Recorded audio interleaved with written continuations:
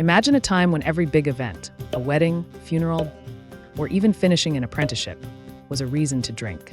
Now, picture that same world where people drank so much that even their workdays were fueled by alcohol. Welcome to the Middle Ages, where ale wasn't just a drink, it was a way of life. This might make you wonder, were medieval people drunk all the time?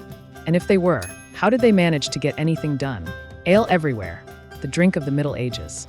By the 14th century, brewing beer and ale wasn't just something people did at home. It was a huge business.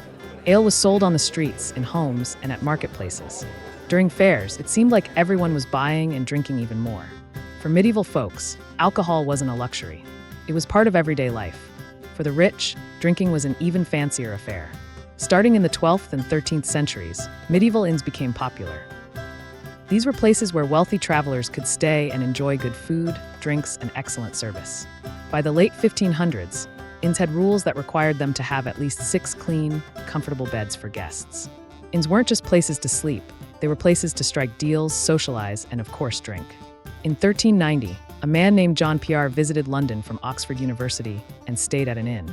While there, his room was robbed, and he lost 200 shillings, worth over £65,000 today. Inns like these were often used by merchants and professionals who would make deals over a pint or two, even though trading was technically supposed to happen in official marketplaces. Taverns, fancy drinks for fancy people. If you weren't rich enough for an inn but had a bit of money to spare, you might head to a tavern. Taverns were places where people with some extra cash could enjoy fine wine and good company. One London tavern had 2 floors with space for 60 people and barrels of imported wine from places like France and Germany. By the 1330s, so many people were drinking that King Edward II made a law to limit the sale of cheap wine. But the law didn't stop the growing love of taverns, which remained popular with wealthier folks who wanted to relax with a drink. Alehouses, the party spot for the common folk.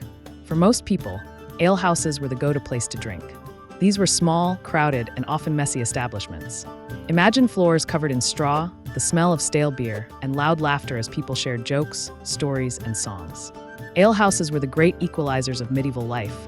Sailors, carpenters, and even women of ill repute, called strumpets, gathered there to unwind. Some workers were even paid in ale and food instead of money. Strong ale was believed to keep workers happy and full of energy, although it's hard to say how productive they were after a few mugs.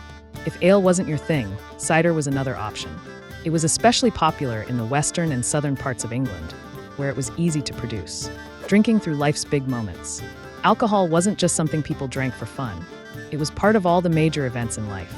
During childbirth, women brought drinks to help them through the long hours. After the baby was born, mothers were given a drink called mother's caudle, which was made of warm ale, wine, sugar, and spices to help them recover. Weddings, funerals, and christenings were no different. At wakes, gallons of ale were often provided for the mourners. Some people even wrote in their wills that beer should be brewed and shared at their funerals. One wedding tradition was brewing a special batch of beer called bride's ale. Guests would buy it at higher prices to help the newlyweds start their life together. The dark side of drinking. With so much drinking, accidents and fights were common. A man in Oxford once fell on his own knife and died after drinking too much. Another tragic story involved a woman named Marjorie, who drank, fell asleep, and didn't wake up when her house caught fire. Then there was William, who had a little too much to drink, climbed some stairs naked, and fell to his death while trying to use the bathroom. Drunken fights could also turn deadly.